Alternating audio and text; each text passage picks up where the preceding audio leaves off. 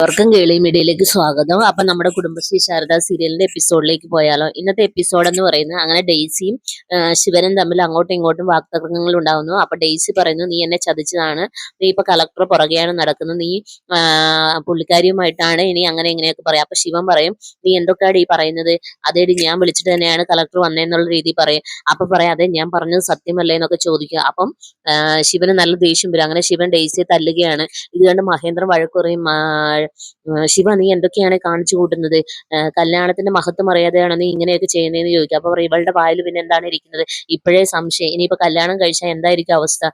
അതുകൊണ്ട് നമുക്ക് ഇതിവിടെ വെച്ച് സ്റ്റോപ്പ് ചെയ്യാന്ന് ശിവൻ പറയുകയാണ്. അപ്പൊ ഡെയ്സി പറയും, നീ എന്തൊക്കെയായി പറയുന്നതെന്ന് പറയാം. അതെ ഞാൻ പറഞ്ഞത് സത്യം തന്നെയാണെന്ന് പറയും. അപ്പൊ മഹേന്ദ്രൻ പറയും, ഞാൻ പറഞ്ഞത് അനുസരിക്കാത്ത മകൻ എനിക്ക് ഇനി ഇവിടെ വേണ്ട, അതുകൊണ്ട് നീ ഇറങ്ങി പൊക്കോളാൻ പറയാം. അപ്പം ശിവൻ അമ്മയോട് പറയാം, അതെ അമ്മ ഞാൻ ഇറങ്ങുകയാണ്. അപ്പം അമ്മ അടുത്തേക്ക് വന്നിട്ട് പറയും, മഹേന്ദ്രേട്ട എന്തൊക്കെയാ ചെയ്യുന്നത്?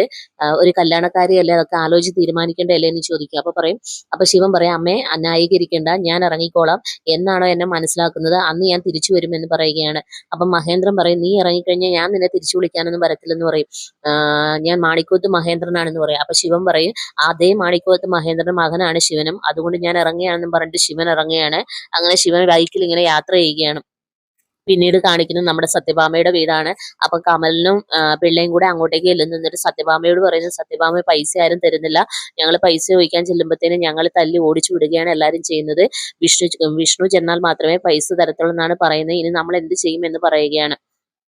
അപ്പൊ സത്യഭാമ പറയും, ശരിയാണ്, പക്ഷെ ഇത് ഇങ്ങനെ വിട്ടാൽ ശരിയാകത്തില്ലല്ലോ എന്ന് പറയാം. അപ്പൊ രാഘവൻ നായരനാണെങ്കിൽ ഇതെല്ലാം കേട്ടോണ്ട് കളിയാക്കിക്കൊണ്ടിരിക്കുക. എന്നിട്ട് രാഘവൻ നായർ പറയും, ഭാമ ഞാൻ നിന്നോട് ആദ്യമേ പറഞ്ഞതല്ലേ വിഷ്ണു ഇല്ലാതെ ഇതിനൊന്നും ഇറങ്ങി പുറപ്പെടരുന്ന്, വിഷ്ണുവിനെ പേടിച്ചിട്ടാണ് എല്ലാവരും പൈസ തരുന്നത്, ഇനി അതൊന്നും കിട്ടാനൊന്നും പോകുന്നില്ല, വിഷ്ണു വന്നാലേ കിട്ടത്തുള്ളൂ എന്ന് രാഘവൻ നായർ പറഞ്ഞുകൊണ്ടേയിരിക്കെ. അപ്പൊ സത്യഭാമ പറയാം, അങ്ങനെ വിട്ടാൽ ശരിയാകത്തില്ലല്ലോ. അപ്പൊ സത്യഭാമ ഉടനെ നമ്മുടെ രോഹിത്തിനെ വിളിക്കുകയാണ്. അപ്പൊ രോഹിത് ഫോൺ എടുക്കുമ്പോഴത്തേനും ശ്യാമ അടുത്ത് നിൽക്കുകയാണ്. അപ്പൊ രോഹിത് ചോദിക്കുക, എന്താ സത്യഭാമയെന്ന് ചോദിക്കും. നീ പെട്ടെന്ന് തന്നെ ഇങ്ങോട്ട് വരണം എന്ന് പറയേ. അപ്പൊ പറയാം, എന്താന്ന് ചോദിക്കും. അപ്പൊ പറയും, കാര്യം അറിഞ്ഞാലേ നീ വരുവുള്ളൂ എന്ന് ചോദിക്കും. നീ എത്രയും പെട്ടെന്ന് ഇങ്ങോട്ട് വരണം, നമുക്ക് കുറച്ച് കാര്യങ്ങളൊക്കെ തീരുമാനിക്കാനുണ്ടെന്ന് പറയുകയാണ്. അപ്പൊ രോഹിത് പറയും, ഞാൻ വരാം സത്യഭാമയെന്ന് പറഞ്ഞിട്ട് ഫോൺ കട്ട് ചെയ്യുകയാണ്. അപ്പൊ സത്യഭാമ അവരോട് പറയും, എന്തായാലും രോഹിത് വരട്ടെ, ഇനിയുള്ള കാര്യങ്ങൾ അവൻ ചെയ്യട്ടെ എന്നുള്ള രീതി പറയുകയാണ്. ഈ സമയത്താണ് നമ്മുടെ ശാരദാമ്മയെ അങ്ങോട്ടേക്ക് വരുന്നത്.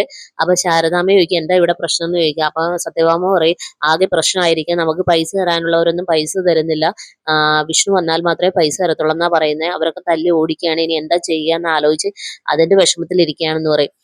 അപ്പൊ രാഘവൻ നായരും അകത്തേക്ക് പോയിരുന്നേ.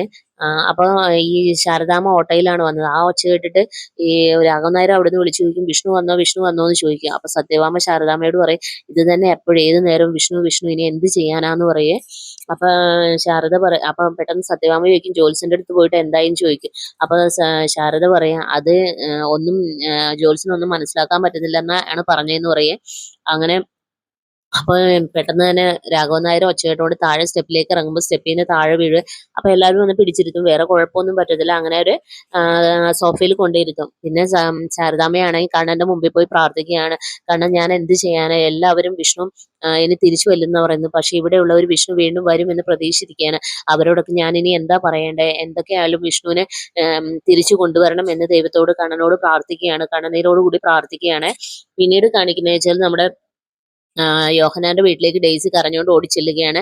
അപ്പൊ യോഹന്നാൻ ചോദിക്കുക, എന്തായാലും നീ കല്യാണം ഉറപ്പിക്കാൻ പോയിട്ട് എന്തായെന്ന് ചോദിക്കുക. അപ്പൊ പറയും, ആ ശിവൻ മൊത്തത്തിൽ മാറി വെച്ചാ, ഇപ്പൊ കളക്ടർ പുറകെയാണെന്നുള്ള കാര്യങ്ങളൊക്കെ പറയുകയെ. അപ്പം പെട്ടെന്ന് ഡേവിസ് പറയും, ഇത് നിന്നെ പറ്റിക്കാനാടി, നിന്നെ അവൻ മുഴുവൻ എടുത്തിട്ട് ഇനിയിപ്പോ നിന്നെ ഗർഭമാക്കിയിട്ടാണോ പറഞ്ഞു വിട്ടേന്നുള്ള രീതിയിലൊക്കെ മോശമായിട്ട് സംസാരിക്കുക. അപ്പൊ യോഹന്നാൻ അങ്ങനെ ഡേവിസിന് തല്ലും. അപ്പൊ ഡെയ്സി കരഞ്ഞുകൊണ്ട് ഓടിക്കേറുകയെ. എന്നിട്ട് യോഹന്നാൻ പറയും, ഇനി ആ മകനെ അപ്പനെ ഇങ്ങനെ വിട്ടാൽ ശരിയല്ല, അവരെ തമ്മിൽ തെറ്റിക്കണം, ഇനി അതിന് വേണ്ട കാര്യങ്ങൾ നീക്കണം എന്ന് പറയുകയാണ്. അപ്പൊ അതിനുവേണ്ട ഒരുക്കങ്ങൾ തുടങ്ങണം എന്ന് പറയുകയാണ്. പിന്നീട് കാണിക്കുന്നത് നമ്മുടെ ശാലിനി ആണെങ്കിൽ തന്റെ അപവാദ വീഡിയോ ഇങ്ങനെ കണ്ടോണ്ട് കാറിൽ വരികയാണ്. പെട്ടെന്ന് തന്നെ അനുവിനെ വിളിക്കുന്നിട്ട് പറയുന്നത്, ആ യൂട്യൂബറെ എത്രയും പെട്ടെന്ന് കണ്ടെത്തണം എന്ന് പറയുകയാണ്. അങ്ങനെ യൂട്യൂബറിന്റെ വീട്ടിലേക്ക് കയറി ചെല്ലുകയാണ് പോലീസുമായിട്ട്. അപ്പൊ അയാൾ വേറൊരു കുട്ടിയുടെ വീഡിയോ ചെയ്തുകൊണ്ടിരിക്കുകയാണ്. അങ്ങനെ യൂട്യൂബറെ അറസ്റ്റ് ചെയ്യാൻ വേണ്ടി ഓർഡർ ചെയ്യുകയാണ്. അയാൾക്കൊരു അടിയും ശാലിനി വെച്ചു കൊടുക്കുകയാണ്. അപ്പൊ ശാലിനിയുടെ ഒരു ഗംഭീര തിരിച്ചു വരവ് നമുക്കതിൽ കാണാൻ പറ്റും. അങ്ങനെ യൂട്യൂബറെ അറസ്റ്റ് ചെയ്യിക്കുന്നു. ഇനി മേലാൽ ഇങ്ങനെ ചെയ്തിരുന്നു. അപ്പൊ യൂട്യൂബർ പറയുന്നത്, അത് ആ വീഡിയോ എനിക്ക് അയച്ചു തരുന്ന മാഡത്തിന്റെ ഓഫീസിൽ ഒരാൾ തന്നെയാ, വേറെ ആരുമല്ല, ADM തന്നെയാണെന്ന് പറയുന്നത്. ഇത് കേട്ട് ശാലിനി പറയുന്നു, അതിപ്പോ എന്ത് പറ്റി, താൻ തന്നെ അകത്തായില്ലേ എന്ന് പറയുകയാണ്. അങ്ങനെ ധൈര്യപൂർവ്വം മുന്നോട്ട് അയാളെ അറസ്റ്റ് ചെയ്തിട്ട് ഇറങ്ങുകയാണ്. ഇതാണ് ഇന്നത്തെ എപ്പിസോഡിലുള്ളത്. അപ്പോൾ നാളത്തെ എപ്പിസോഡിനായി എല്ലാവരും വെയിറ്റ് ചെയ്യുക. എൻ്റെ ചാനൽ ഇഷ്ടപ്പെടുവാണെങ്കിൽ സബ്സ്ക്രൈബ് ചെയ്യുക, സപ്പോർട്ട് ചെയ്യുക, നിങ്ങളുടെ വിലയേറിയ അഭിപ്രായങ്ങൾ കമൻറ്റായി രേഖപ്പെടുത്തുക. Okay, bye bye, thank you.